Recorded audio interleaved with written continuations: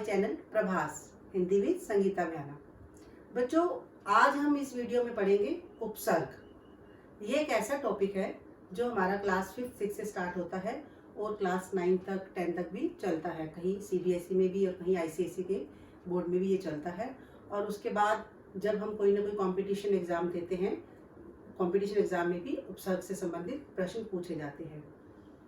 हम प्रतिदिन बहुत से ऐसे शब्दों का प्रयोग करते हैं जिसमें उपसर्गों का प्रयोग होता है, लेकिन हमें ज्ञान नहीं होता कि यह उपसर्ग है, इसलिए हमें पता नहीं चलता। कोई भी भाषा होती है, हर भाषा का अपना एक साहित्य होता है और वो भाषा अपने आप में क्या होती है, विकसित होती है, बड़ी समृद्ध होती है। तो भाषा एवं साहित्य का जो मूल आधार होता है वह शब्द होता है। तो जब तक हमें मूल शब्द के बारे में नहीं पता चलेगा तब तक हम नए शब्दों की रचना नहीं कर सकते। प्रत्येक भाषा का अपना कोई ना कोई शब्द भंडार होता है और उस शब्द भंडार में भाषा के अनेकों शब्द होते हैं। उसमें प्रतिदिन नए नए शब्दों का जुड़ाव होता रहता है, नए नए शब्दों का निर्माण होता रहता है, उसमें जुड़ते रहते हैं। और कभी कभी कुछ शब्दों को हटा भी दिया जाता है क्योंकि उन शब्दों के जो मानक रूप होते हैं वह मानक रूप उसमें आ जाते हैं। तो पुराने शब्दों के हटाने के लिए उसका मानक रूप हम प्रयोग में लाने लग जाते हैं। तो उपसर्ग पढ़ने से पहले हमें शब्द के बारे में जानना बड़ा जरूरी है। शब्द क्या है? भाषा की एक स्वतंत्र और सार्थक इकाई है। जब तक हमें मूल शब्द का ज्ञान नहीं होगा तो हम उससे नया शब्द नहीं बना पाएंगे। तो शब्द निर्माण की प्रक्रिया में 3 चीजें आती हैं: उपसर्ग, प्रत्यय और समास। ये 3 चीजें होती हैं जो नया शब्द बनाते हैं। एक मूल शब्द होता है, एक व्युत्पन्न शब्द होता है। तो ये व्युत्पन्न शब्द होता है, उसके निर्माण में उपसर्ग, प्रत्यय या समास का योगदान रहता है। तो आज हम पढ़ेंगे इस वीडियो में उपसर्ग। उपसर्ग से हम कैसे नए शब्दों का निर्माण कर सकते हैं। जैसे कि मैंने आपको बताया कि शब्द निर्माण की प्रक्रिया 3 प्रकार से होती है: उपसर्ग से, प्रत्यय से और समास से। हम यहाँ पर पढ़ेंगे उपसर्ग। उपसर्ग क्या होता है? ऐसे शब्दांश जो किसी मूल शब्द के आगे लगते हैं, अर्थात मूल शब्द के आगे लगकर उसके अर्थ में परिवर्तन ला देते हैं, वे उपसर्ग कहलाते हैं। इस बात का ध्यान रखना है बच्चों कि जो उपसर्ग होते हैं वह मूल शब्द के आगे लगते हैं और जो प्रत्यय होते हैं वो पीछे। प्रत्यय प मीन्स पीछे और उपसर्ग अ से आगे हमारे लगते हैं। इसका बात का आपने ध्यान रखना है। और ये जो शब्दांश होते हैं, उपसर्ग होते हैं, ये इनका कोई अपना स्वतंत्र अर्थ नहीं होता। अब आप ये देखिए, जैसे हमने एक उपसर्ग लिया यहाँ पर सु। सु का मतलब होता है अच्छा।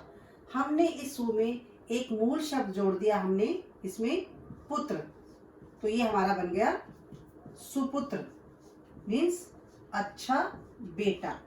ये हमारा एक उपसर्ग है। अप, अप मीन्स बुरा। अब हमने इसमें क्या किया, मान शब्द इसमें जोड़ा, तो ये हमारा बन गया अपमान। ये हमारा एक उपसर्ग है अ। अ में हमने जोड़ा न्याय, तो नया शब्द बन गया हमारा अन्यायी। अब आप यहाँ पर इन तीनों शब्दों में देखो, यहाँ एक बात देखना कि पुत्र, पुत्र एक मूल शब्द है। पुत्र का मतलब होता है बेटा। जब हमने इसमें सु उपसर्ग लगाया तो इसका मतलब बन गया अच्छा बेटा। और अगर हम यहाँ पर सु की जगह कु उपसर्ग लगा देते, कु का मतलब होता है बुरा, तो हमारा बन जाता बुरा बेटा। उसके अर्थ में भी चेंज आ जाता है। अब यहाँ देखो मान, मान का मतलब होता है मान सम्मान इज्जत। जब हमने इसमें अप उपसर्ग लगाया, एक हमारा नया शब्द बन गया अपमान, बेइज्जत, मतलब उसके अर्थ में परिवर्तन आ गया। ऐसे ही आप यहाँ देखो न्याय, जब हमने इसमें अ उपसर्ग लगाया तो ये बन गया हमारा अन्याय। लगभग हमारे सारे यहाँ पर क्या बन गए, अपोजिट वर्ड बन गए, विलोम शब्द बन गए। तो उपसर्ग जो होते हैं वह किसी भी मूल शब्द में जब उसके आगे लगते हैं तो उसके अर्थ में परिवर्तन ला देते हैं। यहाँ एक बात आपने जरूर ध्यान रखनी है कि शब्द मूल शब्द होना चाहिए, ऐसे कोई भी शब्द के साथ नहीं। अगर मान लो आप यहाँ पर आपने कोई भी शब्द लिख दिया जिसका कोई मीनिंग ही नहीं है, जैसे आपने वाणी शब्द लिख दिया, इसका कोई मीनिंग ही नहीं है, इसके आगे आप कोई भी उपसर्ग लगाएंगे, कुछ भी लगाएंगे तो वह भी एक निरर्थक शब्द ही बनेगा। तो मूल शब्द का भी अर्थ होना चाहिए और उपसर्ग लगने के बाद जो आपका नया शब्द बनता है उसका भी मीनिंग होना चाहिए, अन्यथा आपका आंसर गलत हो जाएगा। इस बात का आपने अवश्य ध्यान रखना है। अब मैं आपको बताऊंगी कि इसमें कौन सी मुख्य विशेषताएं होती हैं। ध्यान देने योग्य बातें, उपसर्गों से जब हम नए शब्दों की रचना करते हैं मूल शब्द लगाकर, तो कुछ बातों का ध्यान रखना पड़ता है। सबसे पहले देखो, उपसर्ग से क्या होता है, नवीन शब्द बनते हैं, नए शब्द बनते हैं। जब भी हम उपसर्ग का प्रयोग किसी मूल शब्द में करते हैं तो हमारा एक नया शब्द हमारे सामने आ जाता है। जैसे हमारा उपसर्ग है अध, और हमने एक नया इसमें मूल शब्द लगा दिया मरा, तो नया शब्द बन गया अधमरा। तो इस तरह से हमने कोई एक उत हमने उपसर्ग लिया और हमने इसमें नति प्रत्यय अपना नति हमने शब्द लगा दिया तो हमारा बन गया उन्नति। तो इस तरह से नवीन शब्दों का निर्माण उपसर्गों के प्रयोग से किया जाता है। दूसरा ये है कि जो उपसर्ग होते हैं इनका अपना कोई स्वतंत्र रूप से अर्थ नहीं होता। उ ये हमारा उप है, अप, नी, सु, कु, अ, आ, अधि, बद, ये इस तरह के जो उपसर्ग होते हैं सारे हमारे, बहुत से उपसर्ग है हमारे अपने हिंदी भाषा में, तो इनका कोई भी अपना स्वतंत्र अर्थ नहीं होता। एक बात ध्यान रखना कि एक से अधिक उपसर्गों का प्रयोग भी नए शब्दों को बनाने के लिए किया जाता है। ये नहीं कि हमने केवल, कभी कभी बहुत से शब्द ऐसे होते हैं जिनके अंदर एक से अधिक उपसर्ग का प्रयोग, जैसे मैंने एक एग्जाम्पल यहाँ पर लिखा है स्वाभिमान। अब यहाँ देखिए, यहाँ मूल शब्द हमारा क्या है, मान, मान इज्जत। हमने इसके अंदर एक उपसर्ग लगाया पहले स्व, फिर हमने लगाया अभी, ये दो उपसर्ग हो गए इसके सामने, और तीसरी हमारा हो गया मूल शब्द मान, और इससे हमारा नया शब्द बन गया एक स्वाभिमान, सेल्फ रिस्पेक्ट। इस तरह से एक से अधिक उपसर्गों का प्रयोग भी कभी कभी नए शब्दों के निर्माण के लिए किया जाता है। या बहुत से शब्द ऐसे होते हैं जो जीवन में हम प्रयोग करते हैं, तो वहां पर भी हमें इन उपसर्गों का प्रयोग दिखाई दे जाता है। और ये आपको मैंने पहले ही बताया है कि उपसर्ग से शब्द निर्माण होते हैं। अब एक उपसर्ग से देखो, आ उपसर्ग है, इससे आ से बना हमारा आमरण, आजीवन, आगमन। ये देखो, हम उपसर्ग से शब्दों का निर्माण इस तरह से कर सकते हैं। तो इस तरह से जब आप शब्दों का, नए शब्दों का निर्माण करेंगे तो आपकी अपनी खुद की भी वोकैबुलरी बढ़ेगी, आपकी जो भाषा का जो आपका शब्द भंडार है वह बढ़ेगा, और आपको भी अच्छा लगेगा। जब आपके पास शब्दों की जब प्रचुर मात्रा में शब्द होंगे तो आपको भी बोलने में बहुत आनंद आएगा। तो अभी आपने पढ़ा कि उपसर्ग किसे कहते हैं और उपसर्गों का प्रयोग मूल शब्द में कैसे होता है। अब आप देखेंगे कि उपसर्ग के भेद, यहाँ पर कि उपसर्ग के कितने भेद होते हैं। उपसर्ग के 3 भेद होते हैं, तत्सम, तद्भव, आगत। 3 प्रकार के उपसर्ग हमारे हिंदी भाषा में प्रयोग किए जाते हैं। तत्सम, सबसे पहले तत्सम। तत्सम, तत्सम शब्द जो उपसर्ग होते हैं हमारी, वो कैसे होते हैं, तत्सम, उसके समान। मीन्स जो उपसर्ग संस्कृत भाषा से, या जो शब्द हमारे संस्कृत भाषा से हिंदी भाषा में एज इट इज ज्यों के त्यों प्रयोग हो रहे हैं, वे हमारे तत्सम शब्दों के अंतर्गत आते हैं। और वो जो उपसर्ग भी होते हैं वह तत्सम उपसर्ग के अंतर्गत आते हैं। आप यहाँ देखिए, जैसे अति, अब अति हमारा उपसर्ग है, अति उपसर्ग से हमें शब्द बनाना है, नया शब्द बनाना है, तो हम इसमें मूल शब्द अगर हम जोड़ेंगे तो अति, अत्यधिक, अतिरिक्त, इस तरह से। अनु, अनु मीन्स पीछे, अनुचर, अनु का मतलब पीछे, अनुचर बना दिया आपने। उसके बाद अनुभव बना दिया, अनुभव मीन्स एक्सपीरियंस। उत में हमने मूल शब्द अपना जोड़ा, उन्नति, उन्नयन, इस तरह से। प्रबल, इसके बाद जैसे स्वजन, स्वदेश। इस तरह से ये सारे शब्द, इस तरह के जो हमारे उपसर्ग होते हैं, ये हमारे तत्सम उपसर्ग कहलाते हैं, जो हमारी संस्कृत भाषा से आए हैं, और इनसे जो नए शब्द भी बनते हैं वह भी तत्सम कहलाते हैं, और वह भी हमारी हिंदी भाषा में प्रयुक्त एज इट इज हो रहे हैं। नेक्स्ट है हमारा तद्भव। तद्भव मीन्स उससे बना हुआ, भव मीन्स बनना, मीन्स जो ऐसे शब्द जो संस्कृत भाषा से रूप बदलकर हिंदी के रूप में प्रयोग हो रहे हैं, वे हमारे तद्भव शब्द कहलाते हैं। और वो जो उपसर्ग होते हैं, जैसे उन, पहला है जैसे हमारा उन मीन्स कम, 49, 49, 59, इस तरह से 69। हमने मूल शब्द के आगे उपसर्ग लगाया और उससे हमने नया शब्द बनाया। कु जैसे कुदिन, कु से जैसे हमारा हो गया कुमार्ग, भर भरपेट, भरसक, नी से जैसे निहत्था, निडर।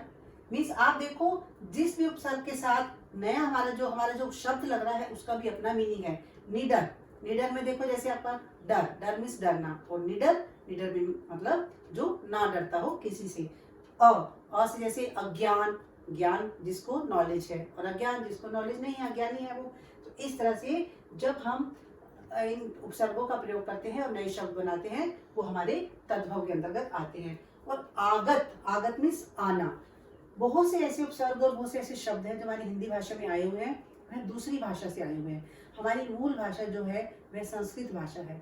संस्कृत से ही हमारी हिंदी निकली है। जो संस्कृत है हमारी हिंदी भाषा की जननी है, उसकी माँ है। लेकिन हर भाषा में दूसरी भाषाओं के शब्द भी आकर मिल जाते हैं। ऐसे ही हिंदी भाषा में भी बहुत से शब्द ऐसे हैं जो हम हिंदी भाषा में प्रयोग करते हैं। जैसे हम स्कूल शब्द यूज करते हैं। स्कूल शब्द क्या है? इंग्लिश का शब्द है, लेकिन हम इसको हिंदी में यूज करते हैं। जैसे हम ऑफिस शब्द यूज करते हैं, ये भी हमारा अंग्रेजी का शब्द है, लेकिन हम इसे हिंदी में करते हैं। तो इस तरह से जैसे हमारे ये उपशब्द देखो चीफ, चीफ हमारा इंग्लिश का शब्द है, तो जैसे हमारा बन गया चीफ मिनिस्टर। ऐसे ही जैसे कुछ अरबी से आ जाते हैं, कुछ फारसी से आ गए, कुछ पुर्तगाली से आ गए, कुछ अंग्रेजी भाषा से आ गए। इन भाषाओं से जब शब्द आकर हिंदी भाषा में मिलते हैं तो हिंदी भाषा का शब्द भंडार भी और अधिक समृद्ध हो गया है। जैसे कम, कमजोर, कम अकल, बेदाग, बेदम। यहाँ पर मैं आपको बताऊंगी अक्सर बच्चे यहाँ पर क्या गलती करते हैं।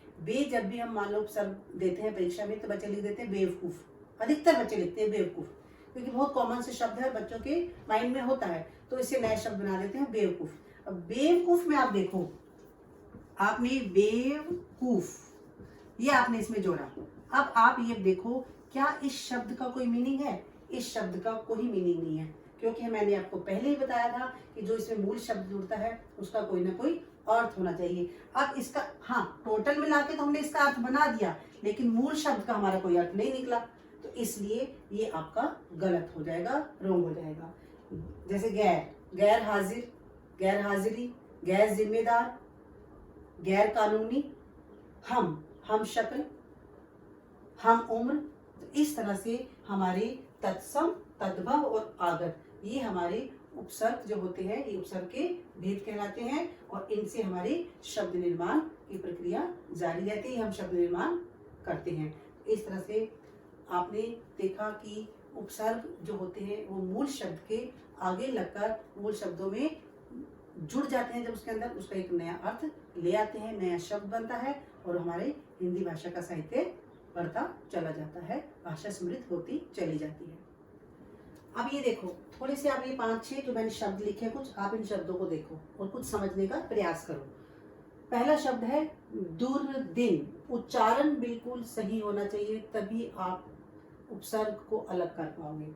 दुर्दिन, अव्यवस्थित, निरुत्साह, पराधीन, अनिच्छा, अतिथि, दुस्साहस। अब बच्चों एग्जाम में जो आपके प्रश्न पूछे जाते हैं, एक तो इस तरह का प्रश्न पूछा जाता है कि कोई भी उपसर्ग दे दिया जाता है, उससे 2 या 3 नए शब्द बनाइए। एक प्रश्न आपसे ऐसे पूछा जाता है कि कोई आपको शब्द दिया जाता है और ये पूछा जाता है कि उपसर्ग और मूल शब्द को अलग कीजिए। यहाँ अक्सर बच्चे गलती करते हैं। या फिर ऐसे कभी कभी मल्टीपल चॉइस जो हमारे क्वेश्चंस होते हैं वस्तुनिष्ठ प्रश्न में, उसमें 4 ऑप्शन दे दिए जाते हैं और पूछा जाता है कि इनमें से उपसर्ग से बना हुआ शब्द कौन सा नहीं है, या इनमें से उपसर्ग से बना हुआ शब्द कौन सा है या कौन सा नहीं है। वहाँ भी बच्चे अक्सर उसमें से 4 ऑप्शन जो होते हैं वो इतने क्लोज होते हैं, पता ही नहीं चलता, वहाँ बच्चे अक्सर गलती करते हैं। तो सबसे पहले मैंने आपको जो पीछे अभी पढ़ाया उसमें ये तो मैंने बता दिया कि उपसर्ग से नए शब्दों का निर्माण कैसे होता है। तो पहला क्वेश्चन आपका ये रेडी हो जाएगा। आप 2 या 3-4 बार शब्दों से, उपसर्गों से नए शब्द पढ़ेंगे तो आपको समझ में आ जाएगा। गलती कहाँ होती है? जब हमने अलग करना होता है मूल शब्द और उपसर्ग को। अब ये देखो पहला शब्द देखो, दुर्दिन। दुर्दिन, तो यहाँ हमारी दिन, पीछे वाला शब्द सुनो, मूल शब्द की साउंड आ रही है हमारी दिन। क्या आ रही है? दिन। और उसके आगे हमारी क्या आवाज आ रही है? दुर, बुरे दिन, दुर, दुर प्लस दिन तो आपका बन जाएगा दुर्दिन। यहाँ बच्चे अक्सर क्या गलती करते हैं, यहाँ लिखते हैं दू और उसके बाद ऐसे लिख देते हैं दिन और ऊपर ये रा लगा देते हैं, तो वो रोंग हो जाता है। आप उसको पढ़ के देखो, दुर्दिन, दुर, दुर हमारा यहाँ पर उपसर्ग और दिन हमारा मूल शब्द। नेक्स्ट देखो, अव्यवस्थित, यहाँ भी बच्चे अक्सर गलती करते हैं, यहाँ बच्चे ऐसे कर देते हैं अव्यय प्लस वस्थित, ये आपका गलत हो जाएगा। इसलिए मैंने उन्हीं शब्दों का चुनाव किया जहाँ बच्चे अक्सर गलती करते हैं। यहाँ अव्यय प्लस वस्थित नहीं है, यहाँ आपका बनेगा अ प्लस व्यवस्थित। व्यवस्थित मीन्स जो आपने सब समेट कर अपना रखा, व्यवस्था करके रखी होती है, और अव्यवस्थित तो मैसी सा हो जाता है, बिगड़ जाता है हमारा। तो अ यहाँ पर आपका क्या है? उपसर्ग है, और व्यवस्थित आपका क्या है? मूल शब्द। नेक्स्ट देखो, इसको क्या पढ़ते हैं बच्चे? निरुत्साह, निरुत्साह। अब इसको भी क्या कर देते हैं? नीरु अलग कर देंगे और साह अलग कर देंगे, नहीं, निरुत्साह। इसको ऐसे बोलना है, निर और उ मिलके हमारा नीरू बन गया, तो ये बन जाएगा हमारा निरुत्साह। तो ये हमारा कैसे बनेगा? निर प्लस उत्साह। नेक्स्ट देखो, पराधीन, पर प्लस, इसको भी बच्चे गलती करते हैं, परा प्लस धीन लिख देते हैं, ये हमारा बनेगा पर प्लस अधीन, दूसरे के अधीन होना, ये हमारा मूल शब्द, ये हमारा उपसर्ग। नेक्स्ट देखो, अनिच्छा, अनिच्छा, अनि प्लस छानी है, अनिच्छा, अन के साथ हमारा जो शब्द जुड़ा है इच्छा, इच्छा होता है हमारी चाह, और अनिच्छा हमारी चाह ना होना। अतिथि, तिथि मीन्स दिनांक, डेट, और अतिथि मीन्स मेहमान। मेहमान क्या होता है? जिसके आने की कोई तिथि नहीं होती। तो अ प्लस तिथि। अक्सर बच्चे गलतियां ही उपसर्ग को अलग करने में करते हैं, जैसे दुस्साहस, दुस्साहस। पहले आप मूल शब्द देखो कि मूल शब्द की आवाज कहां से आ रही है, साहस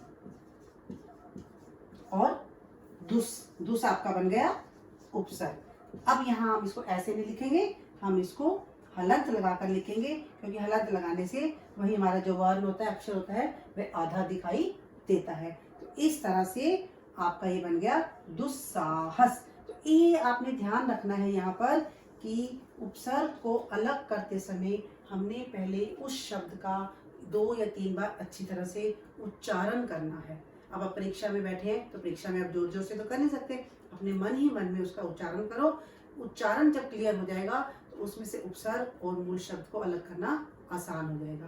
तो इस तरह से बच्चे, आप जब पेपर में ऐसे कोई भी प्रश्न आता है, मान लो विकल्प के तौर पर भी आ गया, तो अब जैसे मान लो आपका पहले ही क्वेश्चन आ गया जिसमें आपके 4 ऑप्शन दे दिए दुर्दिन में, तो इनमें से कौन सा दुर शब्द से बना उपसर्ग नहीं है, या मूल शब्द नहीं है, या शब्द नहीं है, कुछ भी इस तरह से प्रश्न आपको पूछ लिया जाता है, तो वहाँ 4 आपके ऑप्शन दिए जाएंगे। उन चारों में से जो आपका ठीक होगा। अब गलती सिर्फ आप यही करते हैं क्योंकि आप ऊपर प्रश्न नहीं पढ़ते। ऊपर पूछा जाता है उपसर्ग से निर्मित प्रश्न कौन सा है, या उपसर्ग से निर्मित प्रश्न कौन सा नहीं है।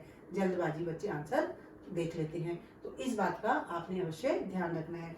इस तरह से बच्चों, आप ये उपसर्ग की जो परीक्षा में प्रश्न आते हैं, इस तरह से अच्छी तरह से तैयारी करके आप अपने प्रश्नों को ठीक तरह से हल कर सकते हैं, उनका आंसर दे सकते हैं। आपके नंबर बिल्कुल नहीं कटेंगे। सिर्फ एक ही बात पर आपने जोर देना है, उस शब्द को जब आप पढ़ते हैं कहीं से भी, किसी बुक में से, किसी व्याकरण की बुक में से, या नेट से पढ़ते हैं, या कहीं से भी आपको कक्षा में लिखवाए जाते हैं, तो आप जब उनको लिखते हैं, लिखते समय शब्द को ठीक तरह से लिखना है और उसका उच्चारण भी ठीक करना है। जब उच्चारण ठीक कर लोगे तो अपने आप ही आपका आंसर ठीक हो जाएगा, क्योंकि वोकैबुलरी का होना, शब्दों का भंडार होना व्यक्ति के पास अति आवश्यक है। शब्द होंगे तभी लिख पाएंगे।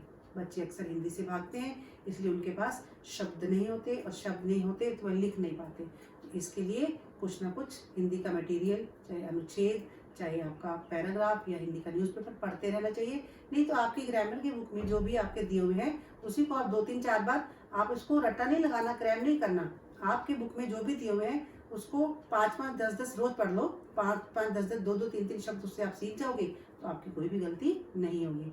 आई होप आपको ये टॉपिक अच्छी तरह से समझ में आ गया होगा, और मेरी नेक्स्ट वीडियो देखने के लिए या और अधिक नॉलेज लेने के लिए मेरे चैनल को सब्सक्राइब जरूर करें और अपने कमेंट बॉक्स में अपनी कमेंट दें। Thank you so much.